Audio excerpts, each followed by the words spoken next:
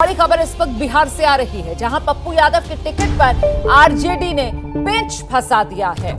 मतलब महागठबंधन में seat sharing का फॉर्मूला तय नहीं हो पा रहा। आरजेडी और कांग्रेस के बीच इस वक्त मामला पप्पू यादव को लेकर अटका हुआ है। आरजेडी कांग्रेस को पप्पू यादव के लिए पूर्णिया सीट देने को तैयार नहीं है और साथ ही सुपौल सीट भी कांग्रेस के हाथ से फिसल सकती है। हम सीधे आपको लेकर चलेंगे। हमारे साथ हमारे सहयोगी जनेंद्र इस वक्त मौजूद हैं। जनेंद्र, पूर्णिया, सुपौल, ये वो सीटें हैं जिसको लेकर आरजेडी कांग्रेस को ये सीटें देने को तैयार नहीं है। किस तरीके से समझा जाए ये अपना दबदबा, बड़े भाई की भूमिका बिहार की राजनीति में आरजेडी स्थापित करना चाहती है कांग्रेस पर?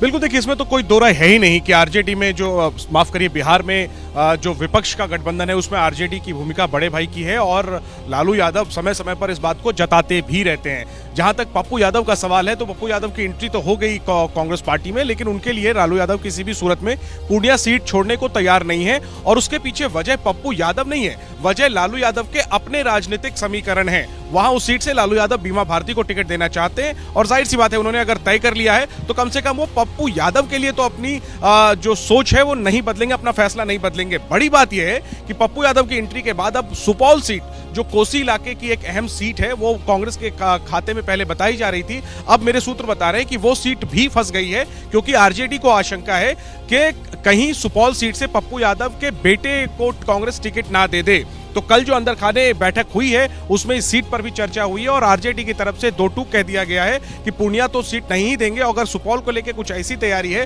तो सुपौल भी कांग्रेस को नहीं मिलेगी। तो मतलब इसका यही हुआ ना कि कहीं ना कहीं पप्पू यादव और उनका परिवार उसको सियासत में हाशिए पर पहुंचाने के लिए आरजेडी कांग्रेस के खाते में सीटें नहीं देने चाहता है। सुपौल की अगर बात की जाए तो वहां से 2019 में भी कांग्रेस के खाते में सीट गई थी, रंजीत रंजन वहां से चुनाव लड़ी थी। अलग बात है कि वो वहां से हार गई थी, लेकिन उस सीट पर वो उससे पहले जीती हुई भी है। ऐसे में ये सीट बिहार में गठबंधन में कांग्रेस पार्टी लड़ती आई है और अभी तक तो पूर्णिया को लेकर कि चलिए बीमा भारती की आपने एंट्री करा ली तो आप बीमा भारती के लिए वो पूर्णिया की सीट पर दावेदारी कर रहे हैं, लेकिन अब सुपौल सीट तो मतलब सीधे सीधे यहां पर जो आंख का काटा है आरजेडी के लिए वो पप्पू यादव बने हुए हैं।